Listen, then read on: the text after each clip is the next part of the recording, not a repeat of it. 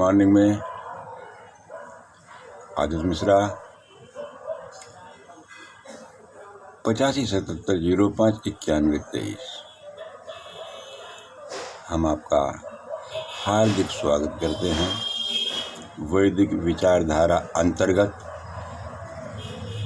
एक तो छोटा सा प्रेरक प्रसंग द्वारा हमने कोई चीज़ समझाने की कोशिश की है, वो ये है कि परोपकार मनुष्य का स्वाभाविक गुण है। समझाना हमारा काम है। कुछ न कुछ प्रेरक प्रसंग होते हैं। ये प्रातःकाल की वेला, ईश्वीने की वेला। आइए सद्विचारों के साथ में हम एक प्रेरक प्रसंग आपको सुनाते हैं। तो वृक्ष कबहु नहीं फल भखें, नदी न संचय नीर। वृक्ष कबहु नहीं फल भखें, नदी न संचय नीर। परमारथ के कारणे साधु धरा शरीर। परमारथ के कारणे साधु धरा शरीर। वृक्ष कभी अपने फल नहीं खाते, नदी स्वयं अपना जल नहीं पीती। ऐसे ही मनुष्य के पास भी एक स्वाभाविक गुण है हेल्प करने के लिए, सेवा का गुण, मदद करने के लिए।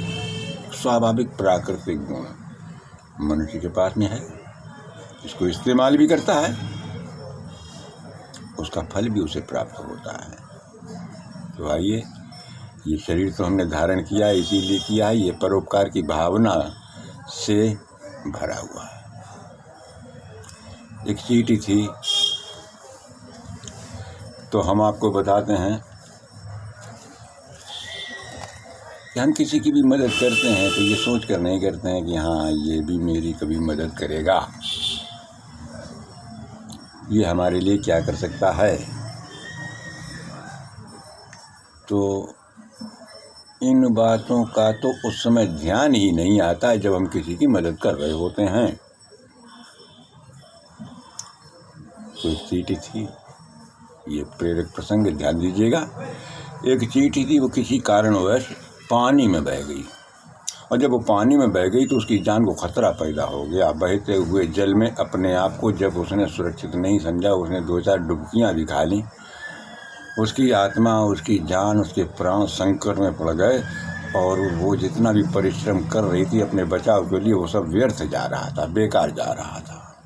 ऐसे में एक कबूतरी अपनी चोंच में एक तिनका, एक डंगी जैसी छोटी सी कोई चीज़ वो मुंह में दबाए अपने घोंसले को बनाने के चक्कर में कहीं दूर से लेकर के आ रही थी। उसका रास्ता वही था जहाँ पे चींटी मृत्यु और जीवन के बीच में गोते खा रही थी। कबूतरी ने देखा, जीवों पर दया करो। समझ में आता है, कुछ उसकी समझ में आया, प्राकृतिक गुण है। प्रभु जिसको जीवन देता है तो कैसे देता है ये तो नहीं मालूम है, लेकिन कहा है कि जाको राखे साइया, मार सके ना कोई। बाल ना बांका कर सके जो जग बैरी हो।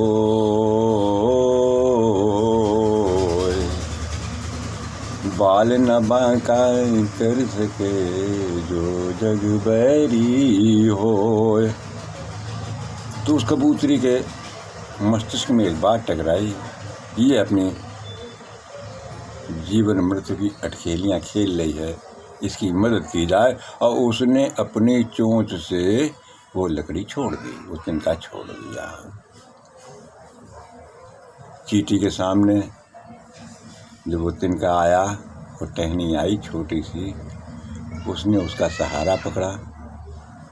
जल के बहाव में टहनी किनारे लग गई। चींटी की जान बच गई। चींटी ने मन ही मन उस कबूतरी को धन्यवाद कहा। तुम्हारे जरिए से मेरी आज जान बच गई, प्राण बच गए। वो अपने घर चली गई, कबूतरी अपने घोंसले पे। दोनों ही अपने अपनी जगह पे सुरक्षित स्थान पर पहुंच चुके थे। अब जब थोड़ा सा समय का फेर होता है, क्योंकि परिवर्तन संसार का नियम है, तो एक शिकारी ने अपना जाल फैलाया कबूतर को पकड़ने के लिए। कबूतरी उसमें फंस गई। लेकिन समय और शिष्टा का संयोग ये था कि चींटी भी वहाँ पर मौजूद थी। चींटी जब जन्म और वो मृत्यु के चक्कर में फंसी हुई थी, अटखेलियाँ खेल रही थी, जीवन और मृत्यु का संघर्ष वो झेल रही थी, तो कबूतरी सामने संयोगवश प्रकट हो गई। समय का संयोग देखिए। और अभी शिकारी ने जाल फेंका है और शिकारी कबूतरी को पकड़ना चाहता है, इसलिए कबूतरों को पकड़ने के लिए उसने जाल बिछाया। उस जाल में कबूतरी फंस चुकी है, लेकिन संयोग और शिष्टा ये है कि चींटी भी वहाँ पर मौजूद है। और चींटी ने जब कबूतरी को देखा कि उसके प्राण संकट में है,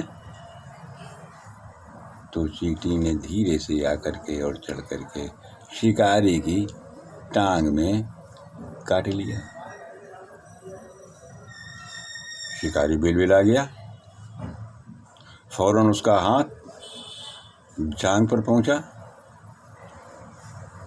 चींटी तो जान से चली गई, लेकिन शिकारी के हाथ से वो जाल छूट गया और कबूतरी फुर्र से उड़ गई। परोपकार कभी व्यर्थ नहीं जाता। घटना काल्पनिक है। प्रेरक प्रसंग द्वारा हमने समझाने की कोशिश की है, और कलम के जादूगर मुंशी प्रेमचंद जी ने भी लिखा है कि सेवा मनुष्य की स्वाभाविक वृत्ति है। सेवा ही उसके जीवन का आधार है। जिंदगी में जब भी कोई व्यक्ति किसी ज़रूरतमंद की मदद करता है, वो ईश्वर की सच्ची सेवा कर रहा होता है। और इसीलिए लोग मदद करते हैं और आह्वान करते हैं मुंशी जी कि लोगों की मदद करते रहें।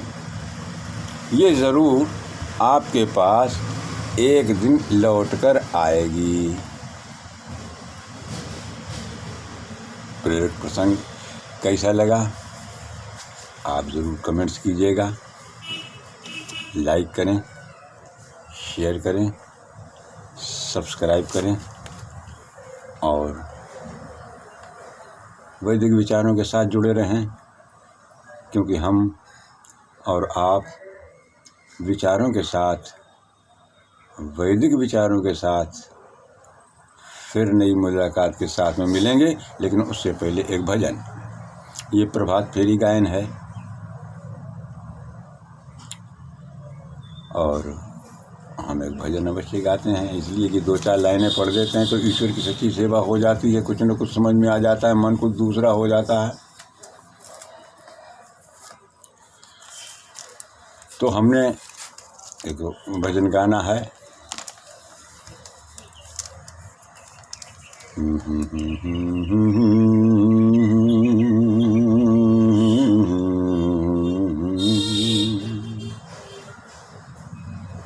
प्रभो वेद वेद्या का विस्तार कर दो, दुखी देश भारत का उद्धार कर दो। प्रभु वेद विद्या का विस्तार कर दो और दुखी देश भारत का उद्धार कर दो।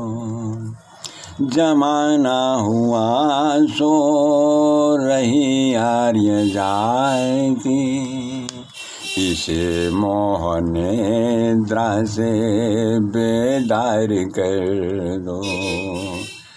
ज़माना हुआ सो रही आर्य जाति, इसे मोह निद्रा से बेदार कर दो। प्रभु वेद विद्या का विस्तार कर दो। दुखी देश भारत का उद्धार कर दो। प्रभु वेद विद्या। तपोबल के पौधे भी मुरझा चुके हैं, इन्हें ज्ञान अमृत से गुलजार कर दो। तपोबल के पौधे भी मुरझा चुके हैं, इन्हें ज्ञान अमृत से गुलजार कर दो। प्रभु वेद विद्या का विस्तार कर दो। दुखी देश भारत का उद्धार कर दो। प्रभु वेद विद्या का। अरे भुजाओं में दो भीम सा बल हमारे, रंगों में ऋषि रक्त संचार कर दो। भुजाओं में दो भीम सा बल हमारे, रंगों में ऋषि रक्त संचार कर दो। प्रभु वेद विद्या का विस्तार कर दो। दुखी देश भारत का उद्धार कर दो। प्रभु वेद विद्या का।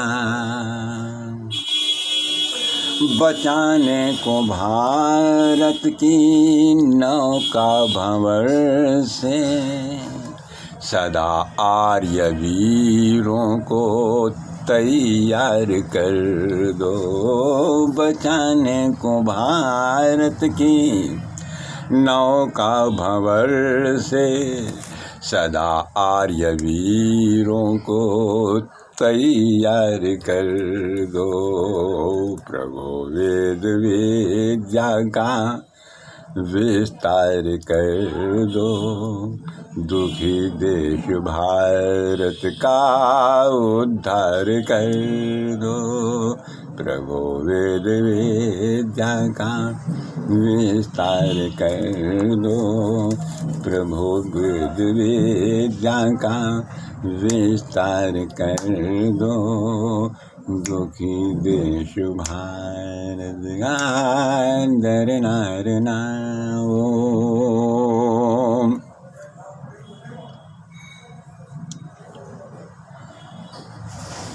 मंगल कामना।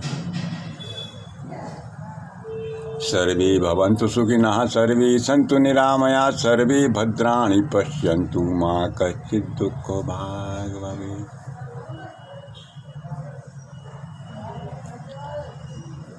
नमस्ते मॉर्निंग में चर्चा पसंद आई है, अवश्य आई है, क्योंकि विचारों से कोई खाली नहीं है और ये विचार भी खाली नहीं जाते, कहीं न कहीं कुछ न कुछ किसी से तो टकराते हैं। खुद तो चले ही जाते हैं, पता ही नहीं चलता किधर चले गए, और जो टकरा के वापस आ जाते हैं वो फिर लौट के आते हैं, क्योंकि ऊंची जोर से बोली गई आवाज़ सामने दीवार से टकरा करके फिर हमारे पास ही वापस लौट के आती है। ये अनुभव हुआ है।